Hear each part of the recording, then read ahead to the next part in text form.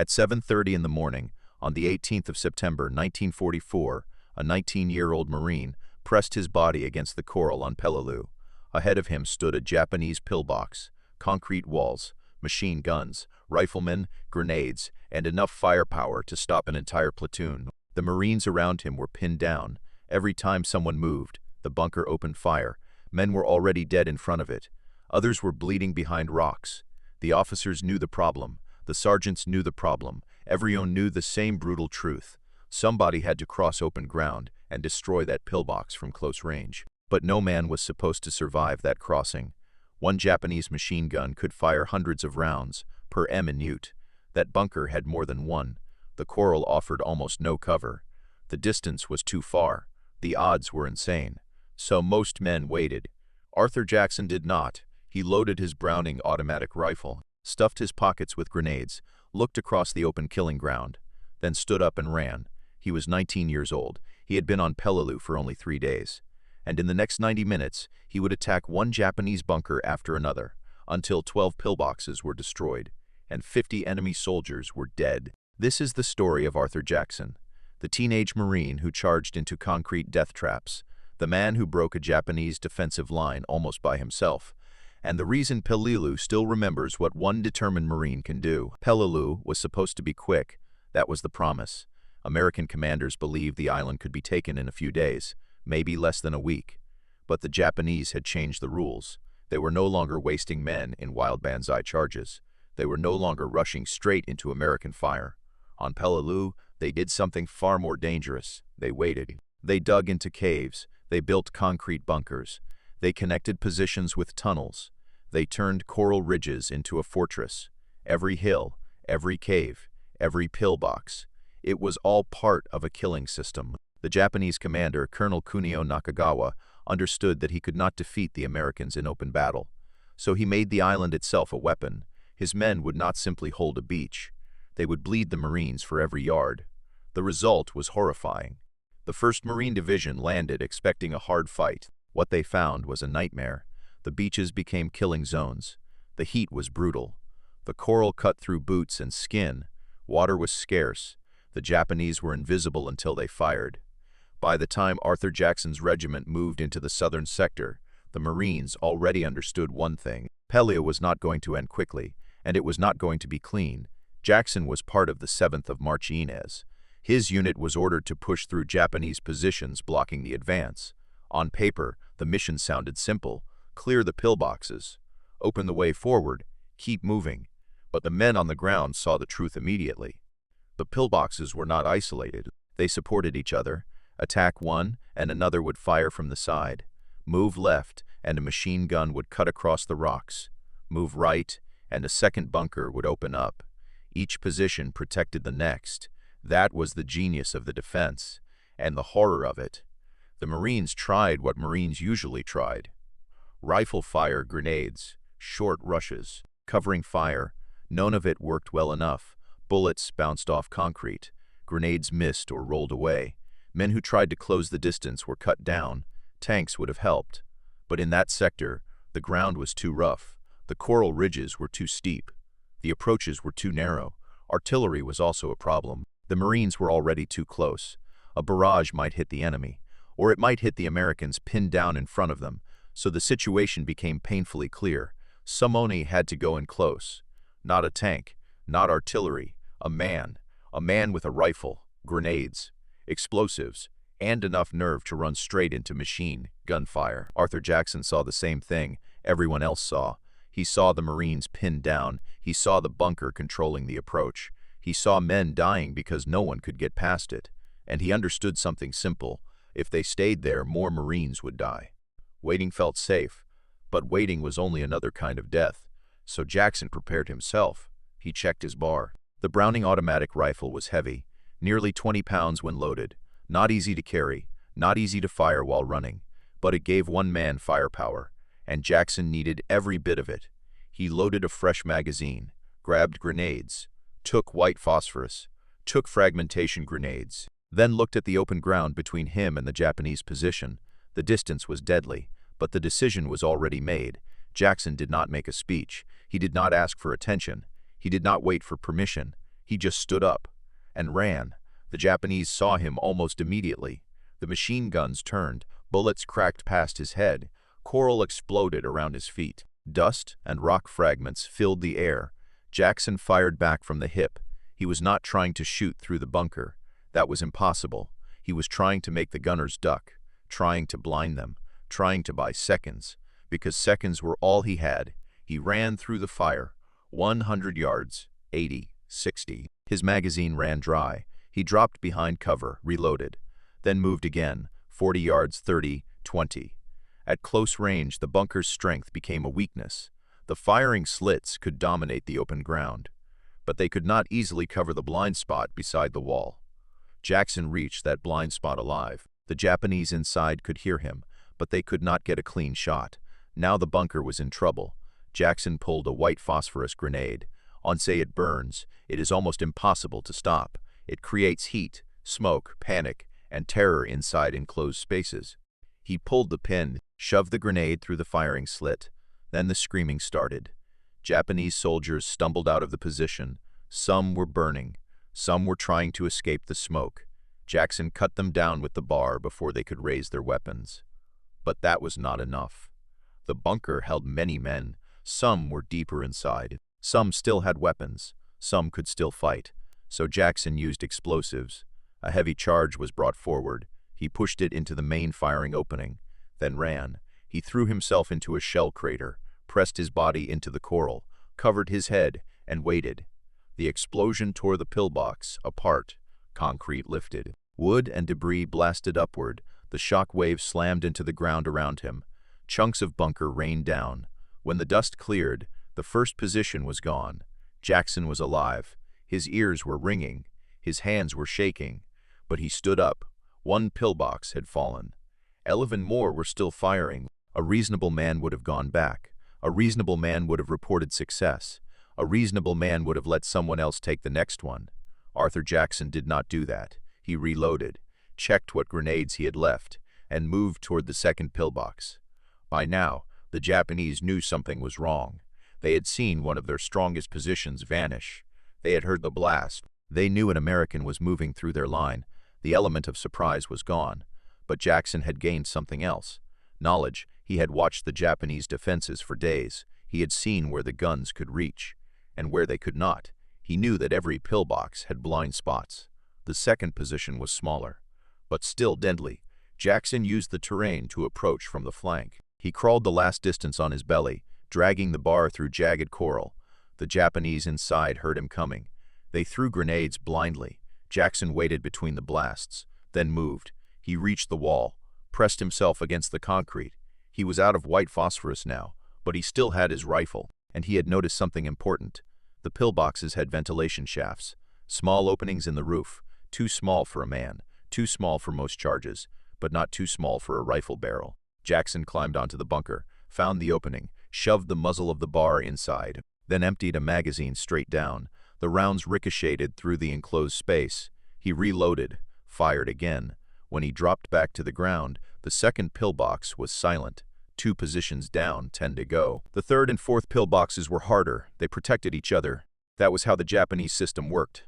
If Marines attacked one bunker, the other would fire into them. Jackson could not simply rush either one. So he looked for a gap, a narrow corridor between their fields of fire. It was not safe. It was just less impossible. A man had to move through it perfectly. Too far left, one bunker would cut him down. Too far right, the other would. Jackson ran the corridor at full speed. He reached the third bunker before its defenders could shift their guns. He jammed the bar into the firing slit, fired until the magazine was empty, then threw a grenade inside. He moved to the fourth, repeated the same brutal process. Another burst, another grenade, another silence. 4 pillboxes were now dead. Jackson had been fighting for less than half an hour. The barrel of his bar was hot. His ammunition was shrinking. His body was under stress. But behind him, something was happening. The Marines were moving. His attack had created a gap. The left flank was coming forward. That mattered more than anything. Because if Jackson stopped, the remaining pillboxes might pin them down again. So he kept going. The 5th pillbox nearly killed him. It had something the others did not. A rear tunnel. The Japanese had prepared for exactly this kind of assault. If Americans came from the flank, defenders could slip out from behind. Reposition. Counterattack.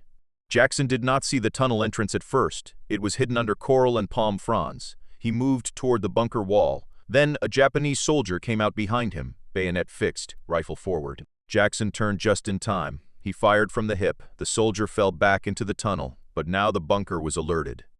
Jackson heard shouting inside. Boots on concrete, men moving fast. More soldiers were coming through the tunnel. Jackson dropped to one knee and fired into the entrance. In the narrow passage, the bar was devastating. There was nowhere to run, nowhere to spread out. He burned through another magazine. When the firing stopped, the tunnel was blocked by bodies. The fifth position fell silent. 5 pillboxes down. 7 left, but now the Japanese understood the danger. This was no longer random chaos. One Marine was destroying their southern defense, and they were beginning to focus on him. The 6th pillbox sat above the surrounding ground. It had a better view, better angles, better visibility. Jackson could not sneak close in the same way. This time, other Marines began to reach him. A rifle squad moved through the opening he had created. They saw the elevated bunker. They saw Jackson preparing to attack, and they moved with him. 6 Marines and Jackson hit the position from different directions. The Japanese had to choose. They fired at the larger group. That gave Jackson the seconds he needed. He climbed the coral ridge from the blind side, found the ventilation shaft, shoved his bar into the opening, and fired his last magazine. The 6th pillbox went quiet, but the Marines with him had paid for it. Men were wounded. One was dead. Jackson looked at his weapon, empty. No grenades left, no explosives. 6 more positions still ahead. For the first time he needed help, and help was finally coming. The gap he had opened was now big enough for more Marines to push through. The Japanese line was losing its shape. Their defensive system was breaking, but they were not finished. They sent a counterattack. Dozens of Japanese soldiers moved through the coral ridges, not screaming, not charging blindly, disciplined rifles ready. Their mission was simple: seal the gap, kill the Marine who had caused it. Jackson was scavenging ammunition when they appeared. Japanese rifle rounds would not fit his bar. But he found grenades, he found mines, he found what he could. Then he found American ammunition from a fallen Marine and began hand-loading rounds back into empty bar magazines. It was slow, awkward, but it gave him enough to keep fighting. The Japanese counterattack came fast. The Marines saw them first. Fire erupted across the coral. One American weapon jammed. Jackson stepped into the gap. He braced the bar against the rocks, fired controlled bursts. 5 rounds. Pause. 5 rounds. Pause. He could not waste ammunition now. Every shot had to matter. Japanese soldiers fell. Others dove for cover. More kept coming. The situation was turning against the Marines again. 4 Americans were trying to hold off a much larger force. Then the ridge behind the Japanese exploded with gunfire. More Marines had pushed through the breach. They had circled behind the counterattack. Now the Japanese were caught between 2 fires. The fight ended quickly. The counterattack collapsed. The southern defensive line had lost its reserve. And now Jackson was no longer alone. He had Marines with him. He had ammunition. He had grenades. And the final bunkers were ahead. The strongest remaining position was a triangle of pillboxes. 3 bunkers, each protecting the others, each covering the approaches. Together they formed a small fortress. Normally, Marines would want artillery, mortars, naval guns, air support, anything to soften a position like that. But none of it was available. The Marines were too close. The fight was moving too fast. So Jackson organized the assault himself. 3 groups, 3 targets. Attack at the same time. He would take the center bunker, the biggest one, the most dangerous one. The Marines moved out under brutal heat. They were exhausted, thirsty, overheated, but they moved. Halfway across the open ground, the Japanese opened fire. Men fell. The others kept running. Speed was the only protection they had. Jackson reached the center bunker first. He pulled a captured Japanese grenade, counted, threw it into the firing slit. The explosion silenced 1 gun. Another kept firing. He threw a second grenade, then climbed onto the roof, found the ventilation opening, shoved the bar inside, and fired into the darkness. The center position died. To the left, another Marine group blew open their bunker with explosives. To the right, the 3rd group was pinned down. Their bunker had a stronger entrance and defenders throwing grenades. Jackson saw it, then ran again, across open ground, across fire, across coral. A bullet grazed his thigh. He kept moving. He reached the blind side, found the vent, dropped in 2 grenades. The explosions ended the fight. 3 more pillboxes were gone. 9 total. Jackson was now wounded, bleeding, exhausted. But 3 positions remained. He was not finished. The 10th pillbox fell with grenades dropped from above. The 11th required help. Jackson was running out of ammunition. Another Marine brought up a charge. Jackson placed it. The explosion killed the defenders inside. Then came the final pillbox, the 12th. It sat on a rise overlooking the area behind the Marines. Its guns had been firing for days. Its crew had watched the other positions fall. They knew Jackson was coming. By now, Jackson's leg was weakening. Blood soaked his trousers. The coral seemed to shimmer in the heat. His body was starting to fail. But 3 Marines followed him. They would not let him go alone. One had grenades. One had a flamethrower. One had a bar with ammunition. The final attack began under fire. The Japanese opened up at long range. The Marine with the bar gave covering fire. Jackson and the others moved forward. The flamethrower operator had to get close. Too close. Jackson took the bar and fired controlled bursts to keep the defenders down. His wounded leg buckled. He dropped to one knee, kept firing. The flamethrower reached range. A stream of burning fuel poured into the firing slit. The last pillbox went silent. At 9:33 in the morning, it was over. Arthur Jackson collapsed against the coral. His weapon was hot. His clothes were soaked in blood. His hands shook from exhaustion. In roughly 90 minutes, he had helped destroy 12 Japanese pillboxes. The southern defensive line was broken. The Marines could move. And a 19-year-old private first class had done what should have taken a much larger force. Corpsmen reached him quickly. They cut away his blood-soaked clothing. The wound in his leg was serious, but not fatal. The bullet had missed bone and artery. Jackson would keep the leg, and soon he would return to the fight. Word of what he had done spread through the regiment. Officers had watched from observation points. They had seen one Marine move from bunker to bunker. They had seen positions fall that had stopped entire units. They had seen the impossible become real. Reports moved upward, from regiment to division to higher command. By the time Peleliu was finally secured, Arthur Jackson's name was already being considered for the nation's highest award. On the 5th of October, 1945, after the war had ended, President Harry Truman placed the Medal of Honor around Jackson's neck. Jackson was only 20 years old. The citation told part of the story. 12 pillboxes, dozens of enemy soldiers, extreme courage beyond the call of duty. But no citation could fully capture the heat, the fear, the coral, the machine gun fire, the dead Marines behind him, the decision to stand up and run when every calculation said he should die. After the war, Jackson did not live like a man trying to become famous. He returned home, married, worked, served again, raised a family. For years, many people around him knew him only as a quiet man with a limp. They did not know what had happened on Peleliu. They did not know about the bunkers. They did not know about the 90 minutes that turned him into a legend among Marines. That is often how men like Jackson lived. They did not turn courage into performance. They carried it quietly. But the memories stayed. Peleliu was not a simple story of glory. It was brutal, expensive, controversial.